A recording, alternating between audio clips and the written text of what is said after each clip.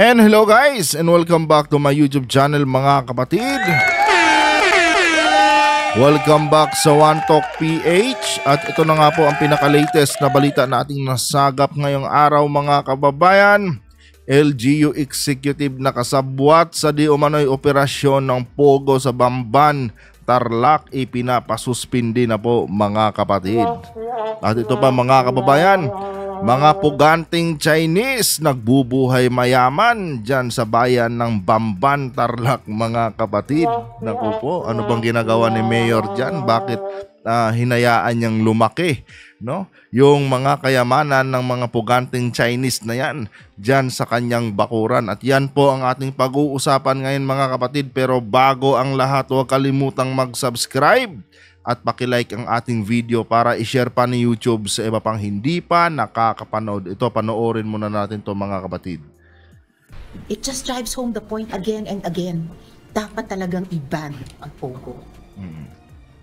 Magkakasamang ininspeksyon ni na Senate Deputy Minority Leader Rizon Tiveros, Senator Sherwin Gatchalian at mga opisyal ng Presidential Anti-Organized Crime Commission o PAOC ang Baufo Compound kung nasaan ang Zunyuan Technology Incorporated sa Bamban, Tarlac na ni-raid noong Marso. Ang tanong dyan mga kapatid, no? Bakit binigyan ng permit yan ng mayor, no, ng kanilang mayor dyan? Bakit hinayaan ni mayor na magkaroon ng Pogo Hub sa loob ng kanyang bakuran? Ano ba ang ibig sabihin nun mga kapatid? May komisyon si mayor? Naku po, tuloy. Pinakita sa mga senador ang mga opisina kung saan ginagawa ang iba't ibang scam. Dito tumambad ang ilang SIM cards na ginagamit para sa kanilang panluloko. Nandito tayo ngayon sa isa sa mga gusali sa loob mismo ng compound ng Zunyuan Technology Incorporated na isang Pogo na nireid nga ng mga otoridad noong Marso. At dito sa floor na ito makikita yung kanilang pinaka-opisina na kanilang pinagagawaan ng mga scam. At isa sa mga makikita dito yung iba't ibang notebooks gaya na lamang nito na naglalaman ng mga sinasabing script. Alam niyo mga kapatid, sa tingin ko dito, nandito na rin yung mga yung mga OLA yung online lending apps, no, na nagbabanta sa mga kababayan natin tuwing sila ay hindi po nakakapagbayad sa utang nila dito sa mga OLA na ito. I think mga kababayan, itong building na ito, diyan din sinasagawa yung mga operasyon na mga online lending apps na yan. 'Di ba? Dahil iisa lang po ang may-ari niyan mga kapatid. Puro parehong incheck lang po. And malamang sa malamang mga kababayan, no, baka yung mga kilalang lending apps diyan diyan din po matatagpuan yung kanilang mga ahente na grabe kung magbanta sa ating mga kababayan mga kapatid tuwing sila po ay hindi nakakabayad. No, malaki ang chance mga kapatid na nandyan lang din yan. Tulad ng One Hand, no? Ano ba yan? Moka. Basta marami yan mga online lending apps na kung saan sobrang ganid kung magpautang. Biruin mo, uutang ka ng 2,000 mga kababayan. Ang makukuha mo lang 1,100 tapos yung babayaran mo 2,500 and pagbabantaan pa sila, 'di ba? Pagbabantaan pa, papadalahan pa ng mga kabaong, no, sa kanilang mga lugar. Samantalang itong mga kababayan natin kaya nangungutang sila dahil syempre kailangan nila ng pera mga kapatid. Kaya nga sabi ko sa inyo, no, so doon sa mga nauna nating vlog, pag kayo nakautang dito sa mga online lending apps na ito mga kapatid, no, huwag nyo na pong bayaran, no, kasi wala po yung permit sa gobyerno mga kababayan, no, wala po yung nakuhang mga tawag nito kaukulang dokumento galing sa Bangko Sentral. No. Kasi nga mga kapatid, lahat po ng mga pautang na negosyo dito sa bansang Pilipinas, no, tulad ng mga lending na yan po ay may sinusunod na guidelines coming from the Bangko Sentral, no, ng Pilipinas. Ngayon, pag ang isang lending mga kababayan walang ganon, no, ang ibig sabihin po nun mga kapatid, yan po ay hindi govern ng Bangko Sentral. Malalaman nyo rin yan mga kababayan kung ang isang lending ay hindi govern ng hindi sila govern ng Bangko Sentral dahil yung interest na pinapatong nila mga kapatid ay sobra-sobra po. No, biruin mo 2,000 utangin mo, ibibigay sa iyo 1,100 tapos pag nagbayad ka 2,500. Yung mga ganyang style mga kaibigan, no, hindi po 'yan govern ng central bank dahil wala pong ganyan, no, na pautang, no, wala pong ganyang scheme ang Bangko Sentral mga kababayan, no. May lehitimong interest lang po, no, na pwedeng ipatong ang isang lending, no, doon sa kanyang pinapautang na pera. At against din po yan mga kapatid, no, sa guidelines ng central bank yung pagbabantaan mo ang buhay ng isang ng isang tao na may utang sa iyo.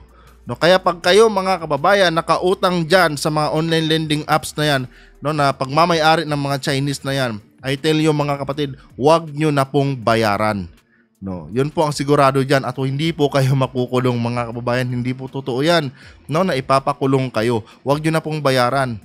'Di ba? Ganun lang po ang maa-advise ko sa inyo mga kapatid dahil yung mga lending apps na 'yan, wala pong binabayarang buwis 'yan sa ating gobyerno. Tuloy.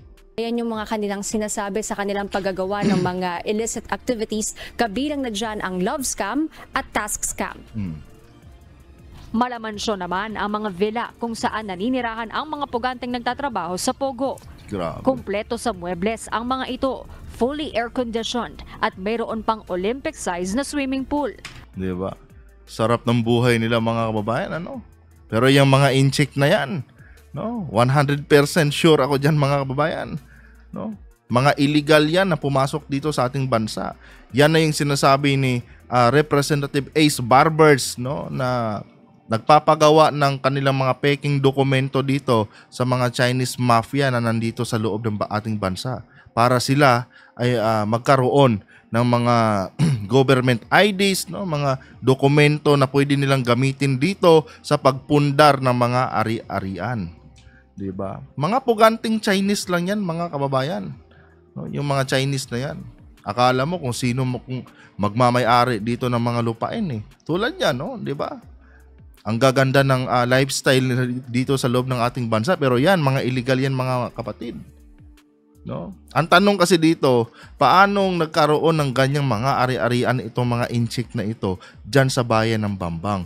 Ano po ba ang ibig sabihin yan mga kababayan? 'Di ba? Bakit hinayaan ni Mayor, no, na makapasok itong mga ganitong uri ng negosyo dyan, no, negosyong illegal dyan sa bayan ng Bambang, Tarlac. 'Di ba? Dapat si Mayor mga kapatid, ipaliwanag niya ito dahil kung hindi, naku po mga kababayan, posible po siyang makulong mga kapatid dahil isa po itong kapabayaan or baka naman mga kababayan, merong lagay para kay Mayor dito mga kapatid. Tuloy natin. Ang mga kwarto, mayroon pang playpen at crib para sa mga bata. 13 villas ang nasa loob ng compound na ayon sa PAOK, tinatayang aabot sa ₱250 milyong ang halaga. Baka invisible yan sa pananaw ni Mayor. No? Baka pag pumupunta yan si Mayor mga kapatid, hindi niya nakikita yan. No? At baka yung nakikita ni Mayor dyan, no? Yung bilyon-bilyon na pera. Di ba? Magtataka ka rin eh. No? Paano nagkaroon dyan ng mga ganyang kalaking hub sa loob ng bakuran ng Bambang Tarlac? Di ba? Sino ang nagbigay sa kanila ng permit? Imposible naman mga kapatid na hindi alam ng Mayor yan. Di ba? Maniniwala ba kayo sa mga ganyang palusot mga kababayan? Di ba? Nagbibigay ka ng permit tapos hindi mo alam na ganyan pala ang klase ng operation na sinasagawa ng mga puganting incheck na yan sa loob ng iyong bakuran. 'Di ba? Imposible 'yon mga kapatid, no? Talagang imposible 'yon. Pero alam niyo naman, no? Basta Pinoy, mukhang pera. At malamang sa malamang diyan mga kababayan, baka may kickback si Mayor kung kaya't hindi niya nakikita yang mga illegal, no, na pasugalan dyan sa loob ng kanyang bakuran. Ganun lang yun eh. Tuloy. Aminado ang PAOK na maraming hamon ngayon sa pagsawata nila sa mga pogo, gaya ng malalim na koneksyon ng mga ito sa lugar. Kaya panawagan ngayon ng mga senador, ilagay na sa preventive suspension ang mga opisyal ng lokal na pamahalaan na umano'y sangkot sa operasyon ng Pogo Firm. Gaya Yun, di ba? Dapat yan mga kababayan, walang piyansa eh, no? Huwag bigyan ng piyansa. 'Di ba? Siyempre yung mga kung kuwan yan mga kapatid, no? Yung mga ganyang tawag ito, ganyang mga klase ng pasugalan, no? Ina-under the table na po yan ng mayor, mga kababayan. No, yung mga kuwan diyan, mga lagay diyan, ina-under the table na yan. Hindi na yan pasok doon sa revenue ng kanilang lalawigan dahil illegal yan eh. Oh. So sino ang makikinabang pagka ganon? Siyempre si mayor. 'Di ba? Baka nga si mayor pa nagbibigay ng protection diyan eh para hindi ma-raid yung mga hub na yan eh. 'Di ba? Ganun lang kasi kasimple yan intindihin mga kababayan. Dahil kung responsableng mayor ka, hindi na dapat lalaki yang Pogo Hub na yan sa loob ng iyong bakuran. Ganun lang kasimple yun. Siyempre, lahat naman, di ba? Lahat naman ng mga negosyo, mga kapatid, no? Sa kahit saang bayan ka, kailangan mo talagang dumaan kay mayor. Anong ibig sabihin yan? No? Hinayaan ni mayor yan. No? O baka nung nag-apply pa lang yan ng kanilang business permit, nag-offer na kay mayor, meron kaming ganito mamili ka. Anong gusto mo? Idaan natin sa legal o idaan natin sa illegal? No? Pag illegal mayor, sa'yo lahat ng komisyon. Pero pag legal, paparte ka lang. No? Anong gusto mo mayor? Ganito kalaki ang pwede naming ibigay sa'yo. Diba? Ganun na kasimple yun mga kababayan. Naku. Pag ang mayor, no, pag ang isang leader sa isang bayan, mukhang pera mga kapatid, wala talagang imposible, no, na bagay para kay mayor. No, pag mukhang pera si mayor. 'Di ba? Siyempre kaya nga umupo sa mga pwesto 'yan eh. Kaya nga umupo 'yan sa pagiging mayor dahil gusto nilang kumita ng malaking pera eh. 'Di ba? Ganon kasi ang mindset ng mga politiko sa atin ngayon, mga kapatid. Aminin na natin 'yan. Diba? Kaya sila tumatakbo sa posisyon, sa pinakamataas na posisyon sa kanilang mga lalawigan, sa kanilang bayan dahil sa pera na pwede nilang ibulsa. Diba? Yun. Real talk lang tayo dito dahil yun naman talaga ang katotohanan mga kababayan. No, at malaki ang chance dyan mga kapatid na itong mayor ng Bamban kumikickback dyan ng milyon-milyon. Kung kaya't hindi yan nare-raid. Malas niya. Merong mga kwan dyan. Merong mga senador dyan, no, na gusto talagang imbestigahan yan. O ngayon, pag napatunayan na involved si mayor dyan, dapat tanggalin sa pwesto si mayor at ipakulong. Tuloy. Ang mga opisyal ng lokal na pamahalaan na umano'y sangkot sa operasyon ng Pogo Firm, gaya ni Bamban Mayor Alice Guo na una nang itinanggi ang mga paratang. Diba? Alam niyo mga babayan, yung balita na ito, no, follow up na lang to doon sa naging raid noong nakaraang March eh. No.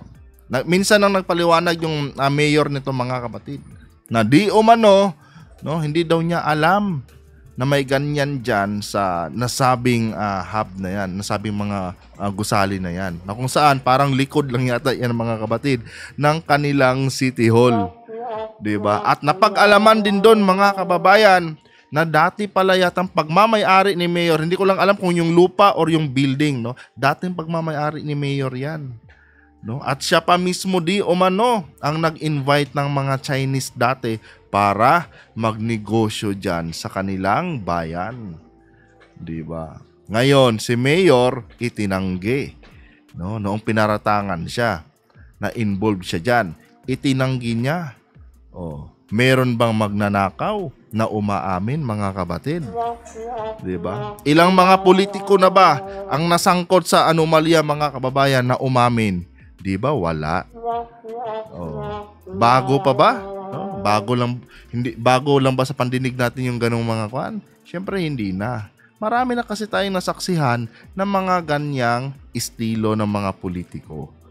Diba? Normal lang yun na maghugas kamay sila mga kababayan. Diba? In good times lang yan sila sa mga ganyang anomalya. No, habang kumikita sila, okay pa yan. No? Pero pagka nagkabistuhan na, wala, hindi ko alam yan. Wala akong alam dyan. Diba? Dyan mo makikita na irresponsableng klaseng leader yung namumuno sa bayan na yan mga kapatid. Biruin mo, nasa likod lang ng iyong City Hall. Parang ganun eh.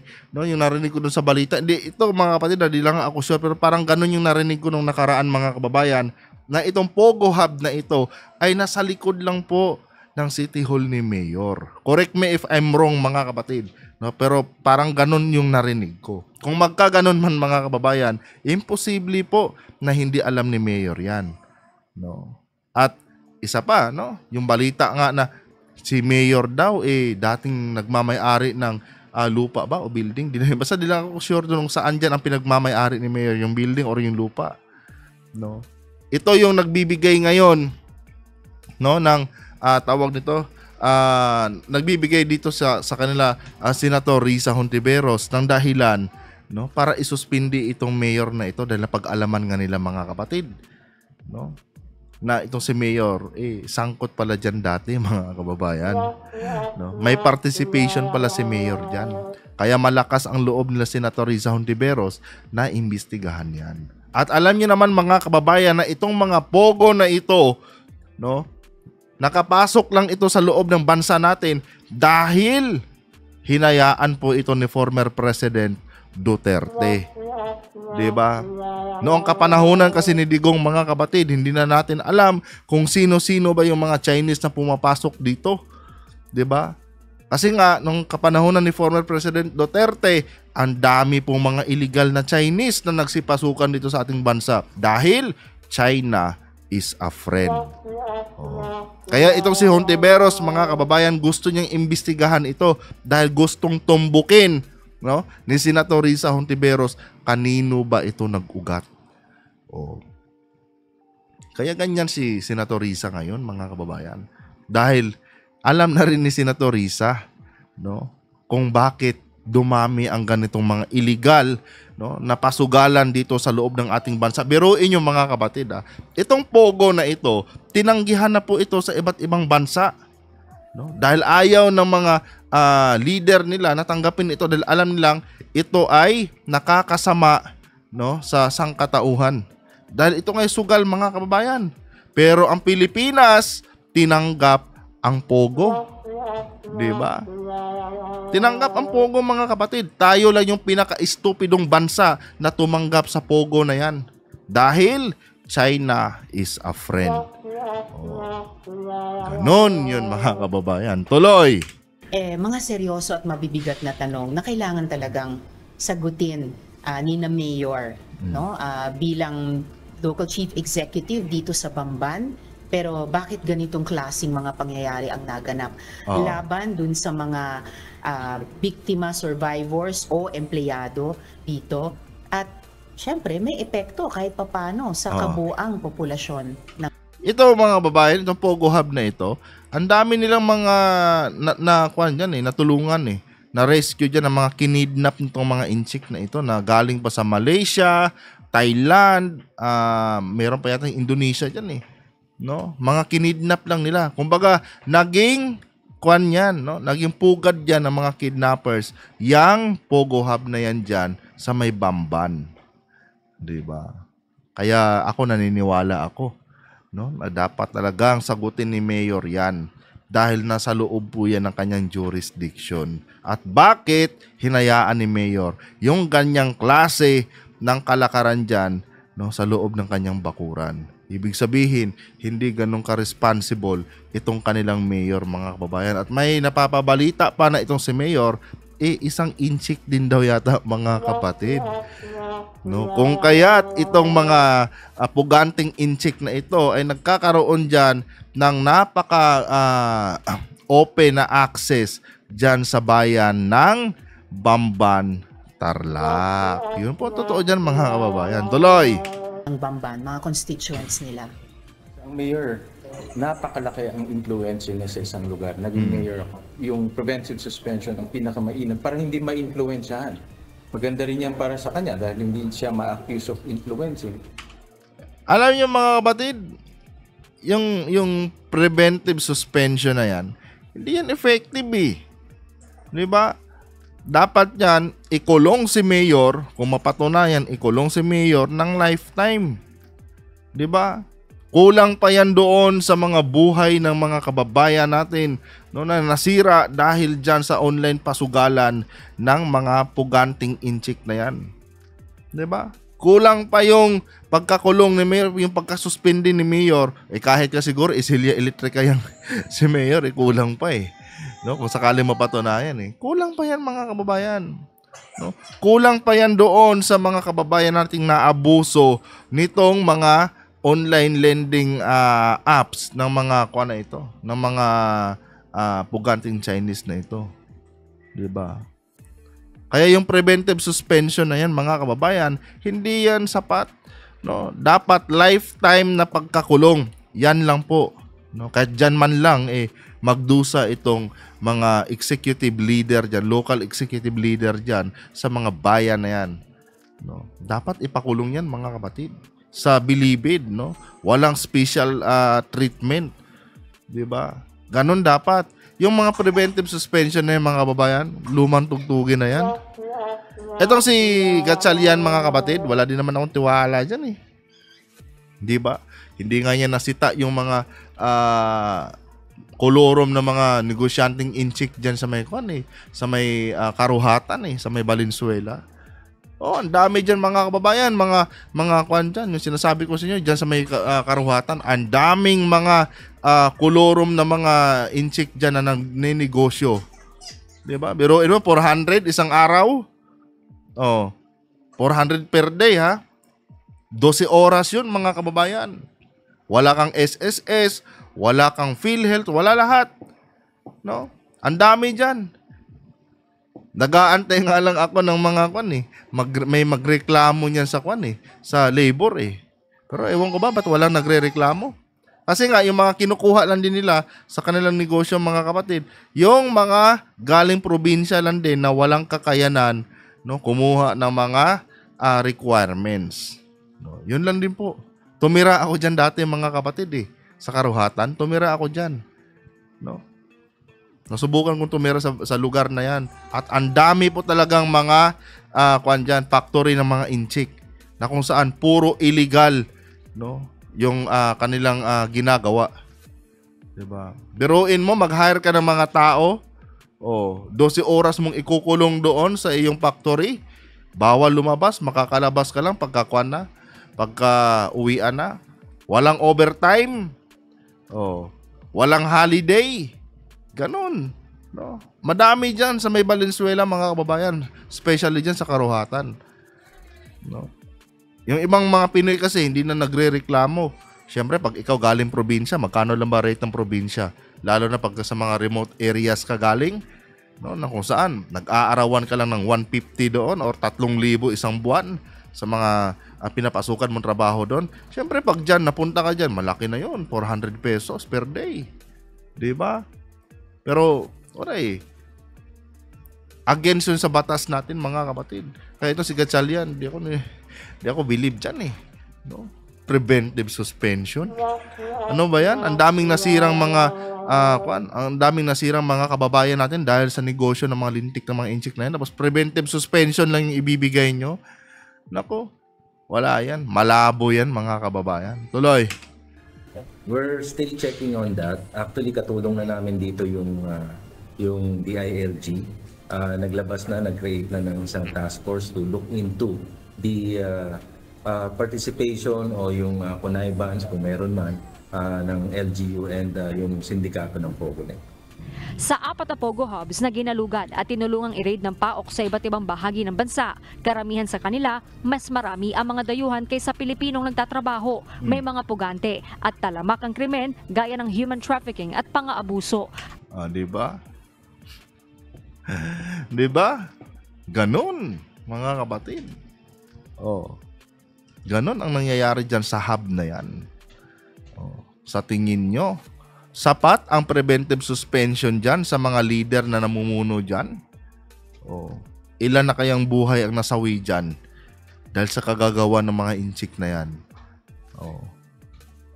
Tapos preventive suspension lang, sabi ni Gatchalian, no? Wala, mahina talaga. Kaya dapat itong mga susunod na election mga kababayan, no? Piliin nyo talaga yung mga leader na iboboto nyo. No, wag talaga kayong bumoto diyan ng mga palpalaran ng mga senador. Huwag niyo bigyan ng chance yung ibang mga artista diyan na gusto pang tumakbo, mga kapatid. No? Basura din ang kakalabasan niyan pag sila po ay nahalal. Diba? Iboto nyo yung mga ako lang, mga babayan, ang gusto kong iboto si Willie Ong. No, yun. Talagang may pakinabang yun. Expert yun eh. No? Si Trillanes, si Dilima. No? Marami niyang pwedeng i-expose, mga kapatid, pag nakabalik sa Senado yan sila Dilima at sila Trillanes. No? Wag lang si Gordon. Di ko trip talaga si Gordon, mga kababayan eh. No?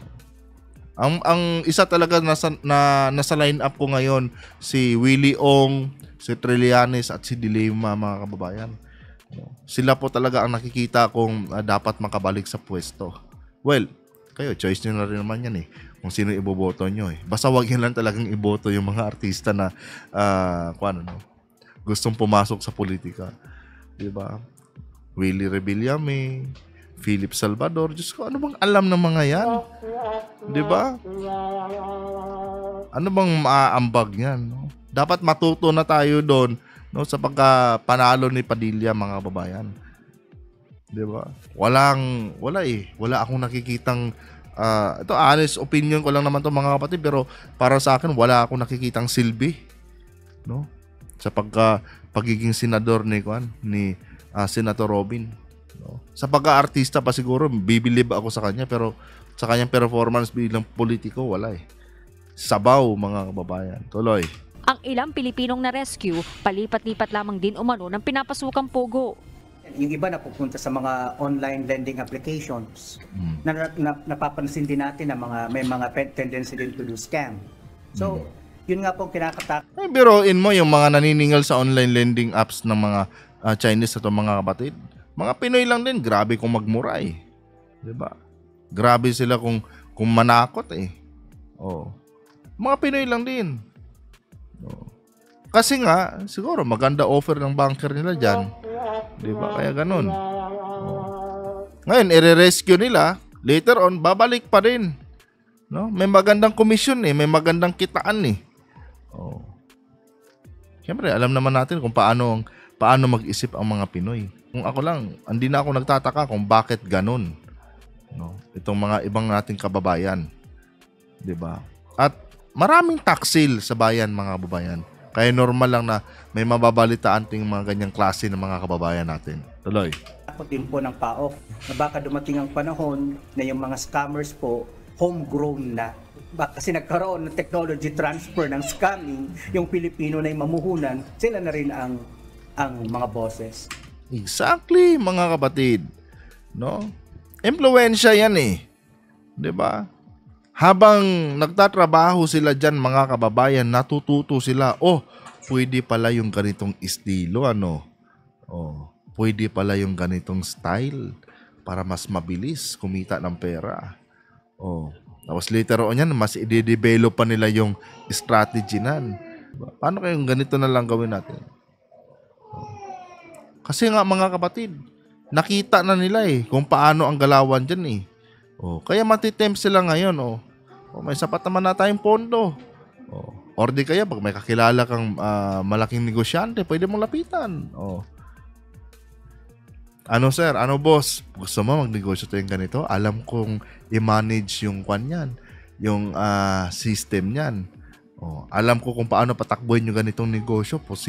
Pwede kang kumita dito ng limpak-limpak na pera. Ganun lang yun. Ganun lang kasimple yun, mga kababayan. Diba? Ganun kasi talaga ang kalakaran, mga kapatid. Saan ba tayo natuto sa mga saan ba tayo natuto sa mga katarantaduhan, diba? Sa mga dayuhan din, especially sa bansang China. Doon kasi talaga yan, mga kababayan. Tuloy. Kahit sa ibang mga jurisdictions, nagkakaroon ng mga pagre-review at posibleng pagbabago sa mga batas nila, halimbawa tungkol sa human trafficking. So aaralin din namin iyon. Magsasagawa ng pagdinig ang Senado kung saan pagpapaliwanagin ang Philippine Amusement and Gaming Corporation o PAGCOR. Sa term ni Duterte kasi, mga kapatid, nabigyan niyan ng permit. 'Di ba? Kaya nagkaroon tayo dati ng mga legal na mga no, na mga pogo, no, under the Duterte administration. Kung tutuusin nga mga kababayan, mas tinabla pa nga ni Digong yung negosyo dati ni Atong Ang na online sabong no, para lang mabigyan ng pabor itong mga na ito. Itong mga inchik na ito. 'Di ba? At nakapasok pa sila sa PAGCOR, mga kapatid. Kasi nga, China is a friend. Yun Tuloy. Bakit nakalusot ang kumpanya kahit na may mga kawani itong nakaistasyon sa loob ng hub at kahit pa walang offshore gaming employee license ang mga empleyado nito? Kasi nga, China is a friend. Ganun lang yun, mga kababayan. I-trace nila kung saan to nagsimula, kaninong administrasyon ito nag-ugat. Nang makita nila, no, kung bakit may mga ganitong mga bagay na nangyari. Bakit nagkakaroon ng mga ganitong negosyo diyan kahit wala namang mga legal na mga wala namang mga legal na mga dokumento. Dahil China is a friend. Ganun lang yun, tuloy. Sisimula naman na ang pagpapadeport sa mahigit 100 nahuling Chinese nationals sa April 30. Yan ang masaklap dito, mga kapatid. Pag tayo, mga kababayan natin, nagka-problema doon sa bansang China, bitay. Pero pag sila, 'di ba? Ang dami ng nabuwis na buhay dito sa kagagawan ng mga inchik na yan, deportation lang, mga kapatid. Samantalang yung ating mga kababayan doon, no, na nasangkot sa mga droga, hindi talaga nila binibigyan ng pagkakataon ng ating gobyerno, no, na mapauwi dito yung mga kababayan natin. 'Di ba? Talagang kung ano yung batas doon, yun ang pinapatupad. Samantalang tayo dito, pagka ganyan, kahit marami pang mga buhay na nabuwis dyan sa kanilang mga illegal na gawain, okay lang. No? Okay pa rin sa atin. Deportation lang. Ko naman. Tuloy. Corleen Delgado, UNG. Wala na pala. So hanggang dito lang ng video na ito, mga kapatid, no? Wala ganun talaga ang kalakaran natin dito sa Pilipinas Yan ang realidad natin dito sa bansa, mga kababayan. Kung nagustuhan nyo po ang ating content, mga kababayan, huwag kalimutan mag-subscribe at pakilike ang ating video. Adios.